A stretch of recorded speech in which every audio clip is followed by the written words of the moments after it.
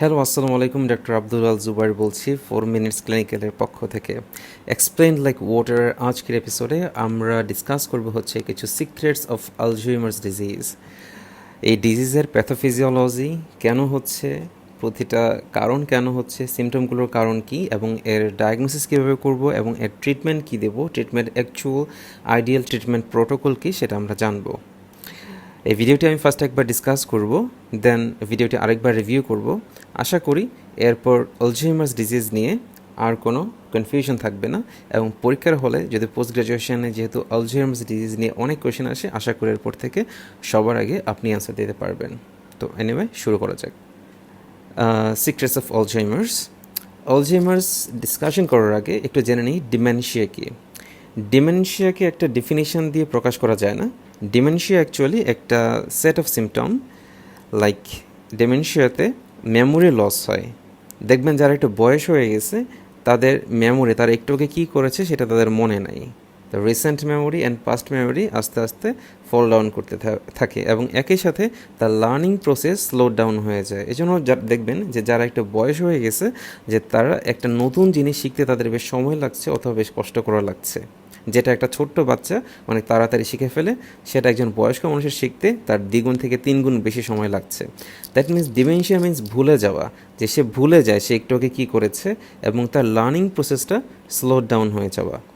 তো ডিমেনশিয়ার অনেক কজ আছে, যেমন হচ্ছে পিক্স ডিমেনশিয়া অথবা frontotemporal dementia, then Lewy body dementia, এই যে আলঝেইমার্স ডিজিজ।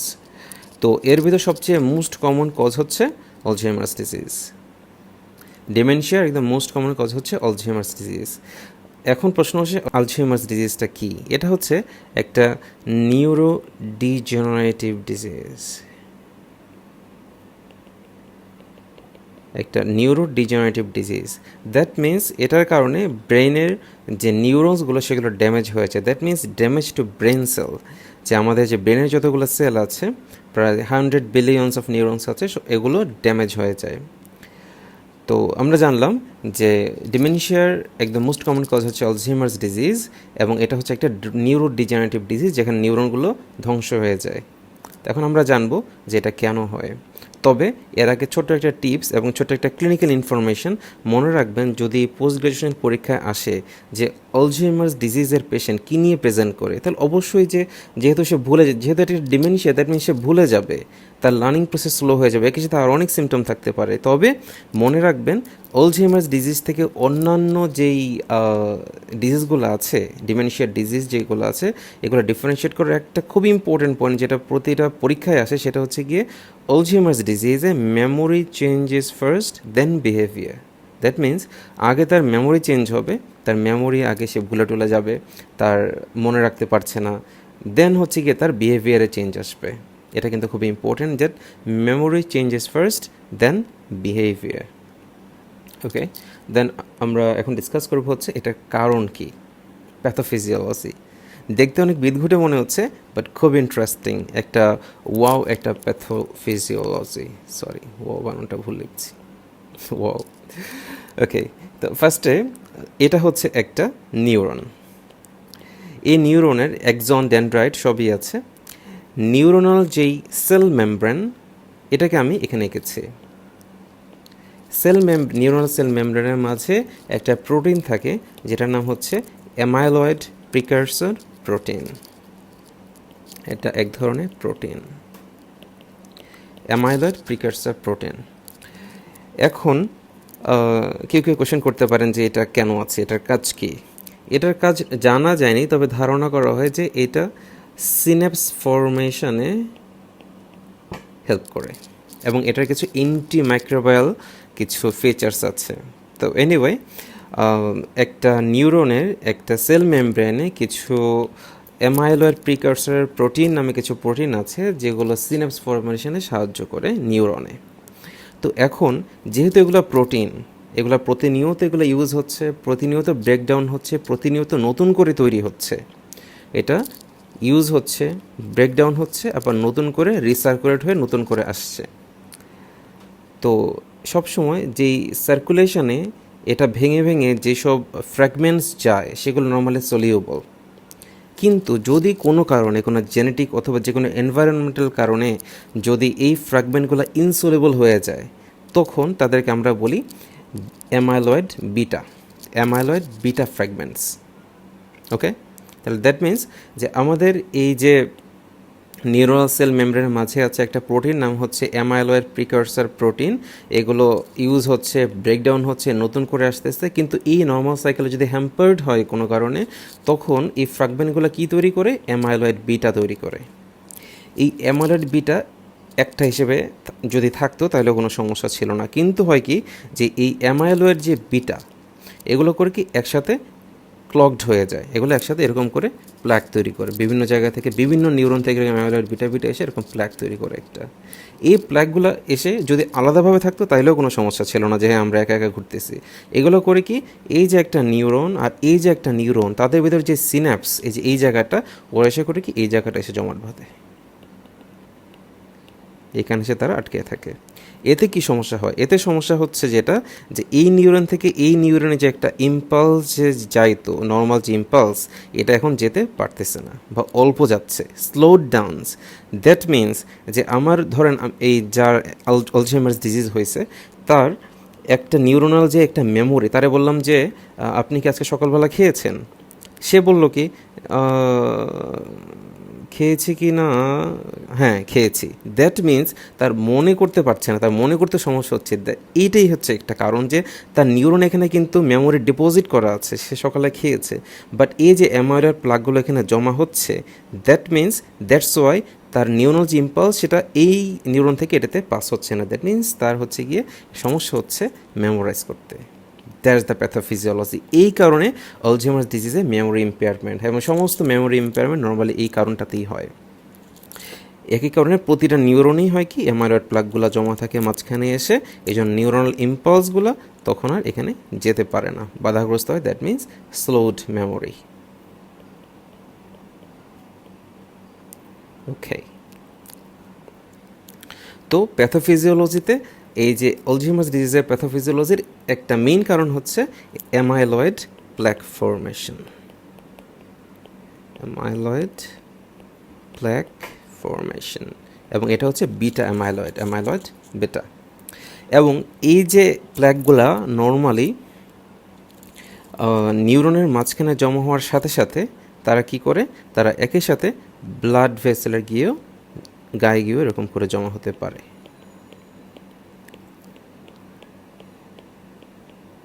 এই কারণে সামটাইমস এই যে ব্লাড ভেসেলের যেগুলো এগুলো টর্ন হয়ে যায়, তখন ব্লাড ভেতর থেকে বের হয়েছে। That means they have increase chance of hemorrhage in the brain.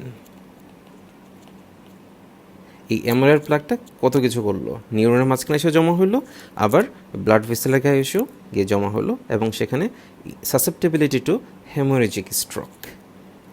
ওকে, তো দ্যাট মিন্স প্যাথোফিজিওলজিতে আমরা কী শিখলাম যে একটা নিউরনের গায়ের সেল মেমব্রেনের ভিতর একটা প্রোটিন থাকে, নাম হচ্ছে অ্যামাইলয়েড প্রিকারসার প্রোটিন সেল। এটা ইউজড হয়, এটা ব্রেকডাউন হয়, দেন এটা আবার রিকার করে। বাট সামটাইমস যদি এই নর্মাল ফিজিওলজিটা যদি হ্যাম্পার্ড হয় তখন তারা কি তৈরি করে? অ্যামাইলয়েড বিটা, এবং তারা একসাথে গিয়ে ক্লগড হয়ে থাকে, এবং এটা প্ল্যাক ফর্মেশন করে যারা এই নিউরনের এই মাঝখানে এসে জমা হয়, দ্যাটস ওয়াই তাদের নিউরনাল যে ইম্পালস যেটা এখান থেকে এখানে যেতে স্লো ডাউন হয়ে যায়। দ্যাট মিন্স এই জন্য তাদের মেমোরি লস হয় অথবা স্লোড মেমোরি হয়, এবং একই সাথে তারা ব্লাড ভেসেলের গায়েও জমা হতে পারে ব্রেনের, এই জন্য তারা সেখানে increase susceptibility to haemorrhage. I believe যে প্যাথোফিজিওলজিটা আর কখনোই ভুলবেন না। নেক্সটে আমরা জানবো যে আসলে এইসব যে সব কিছু হইলো, এই যে এত প্যাথোফিজিওলজি, এতে কী হয়, what happens? This is the picture of a normal brain and this is the picture of an Alzheimer's brain. কি দেখতে পাচ্ছেন এখানে? দেখতে পাচ্ছেন যে এই ব্রেনের যে ভলিউম, এই ব্রেনের ভলিউম কিন্তু কমে গেছে।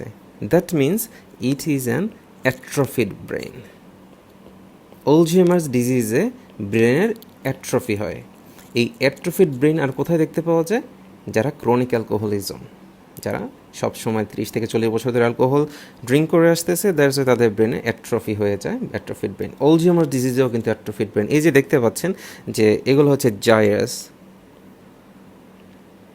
এই জাইরাসগুলো কিন্তু এখানে ছোট হয়ে গেছে, শ্রিঙ্ক করছে ব্রেনটা, that's why it has become atrophied. জাইরাসগুলো শ্রিঙ্ক করেছে এবং হচ্ছে সালকাসগুলো এখানে আরও বেশি, এই যে এই সালকাসগুলো এগুলো আরও প্রমিনেন্ট হয়ে যাচ্ছে এবং একই সাথে একটা সিগনিফিক্যান্ট চেঞ্জ হচ্ছে এই ভেন্ট্রিকল।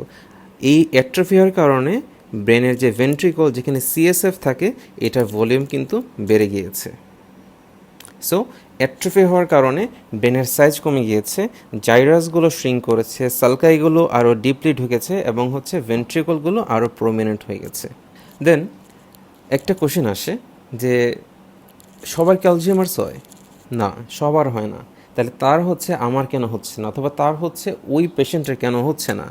এটার একটা কজ, সেটা হচ্ছে গিয়ে অ্যালঝেইমার্স ডিজিজকে আমরা দুইটা ডিপার্টমেন্টে ভাগ করতে পারি এটার কজকে। একটা হচ্ছে ফ্যামিলিয়াল, একটা হচ্ছে স্পোরাডিক।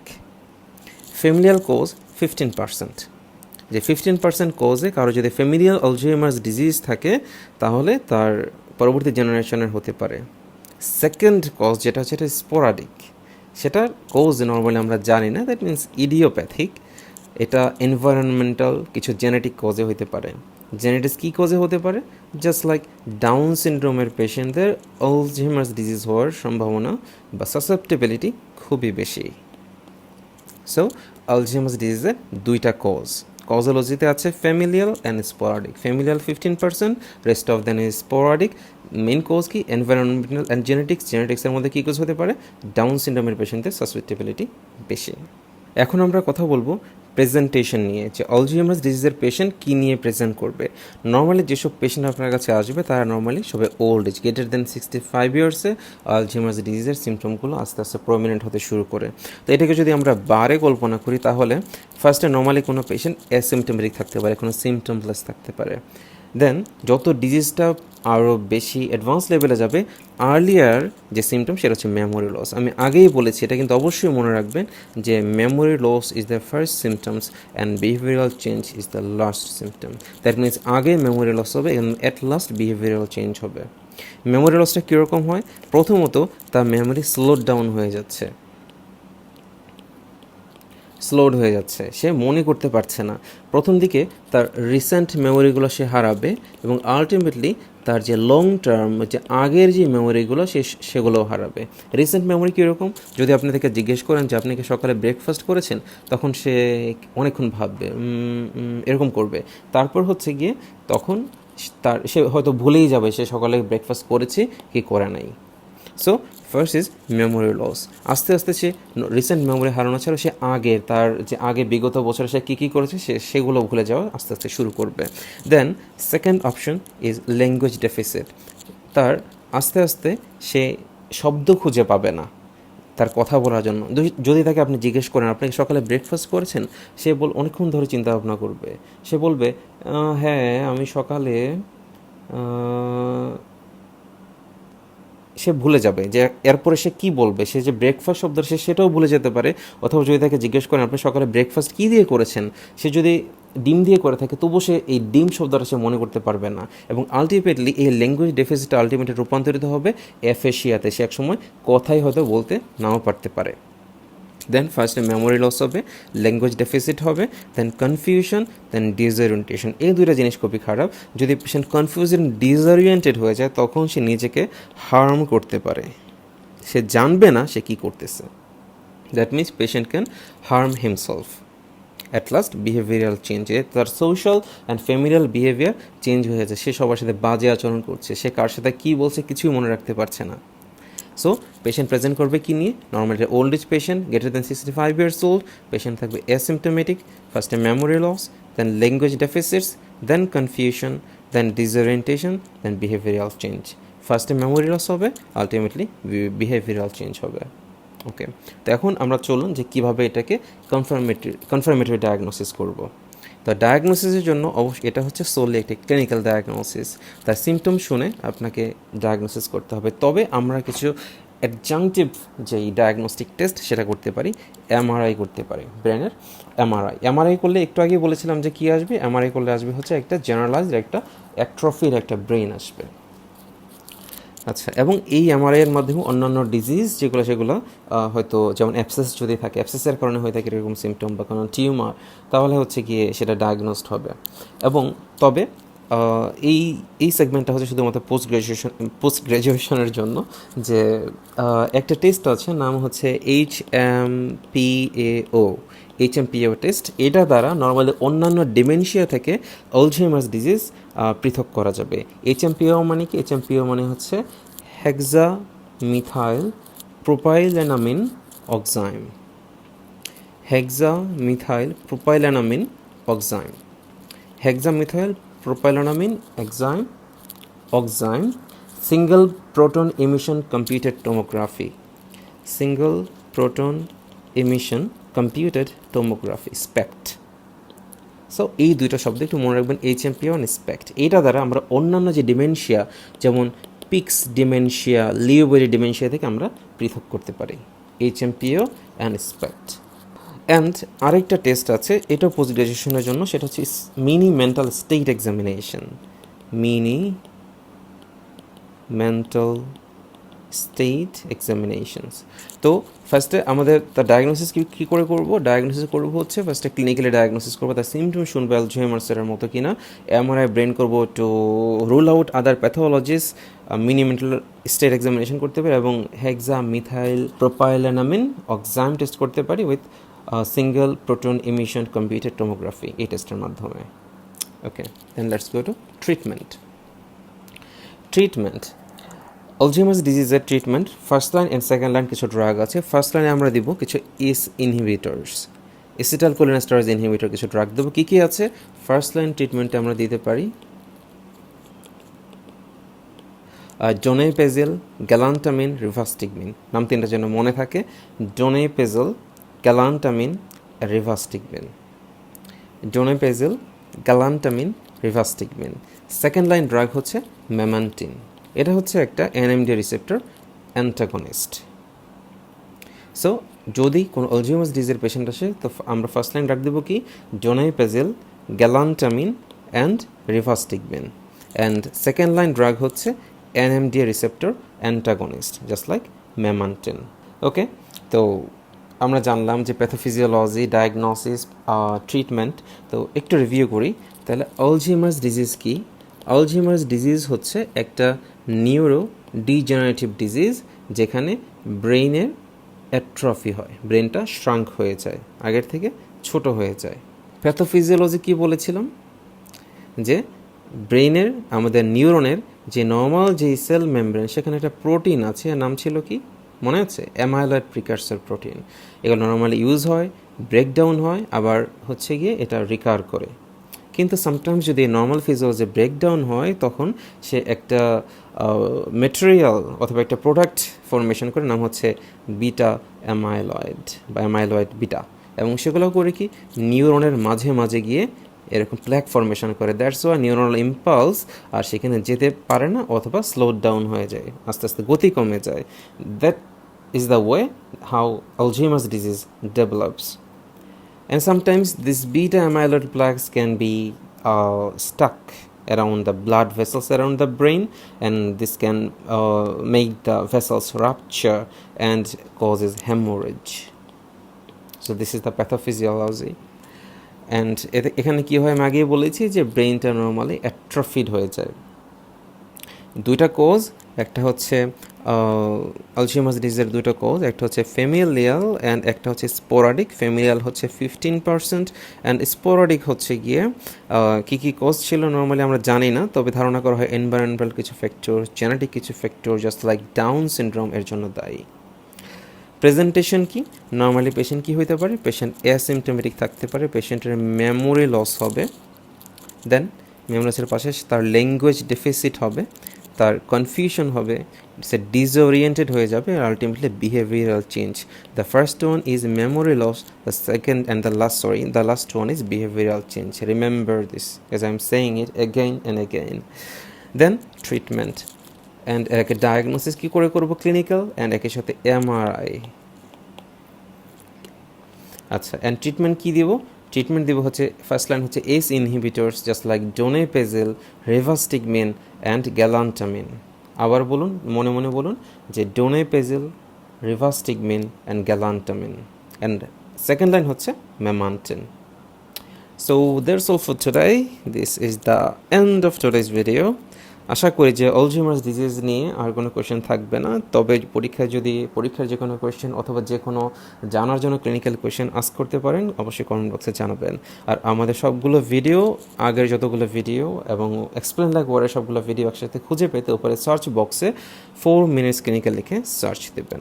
4 মিনিটস ক্লিনিক্যাল লিখে সার্চ দেবেন, তাহলে সবগুলো ভিডিও পেয়ে যাবেন. এবং চাইলে ইউটিউব চ্যানেলটি সাবস্ক্রাইব করে রাখতে পারেন, সেখানে সবগুলো ভিডিও আছে. সো নেক্সট দিন দেখা হবে হয়তো আবার. ততদিন পর্যন্ত ভালো থাকবেন. ধন্যবাদ.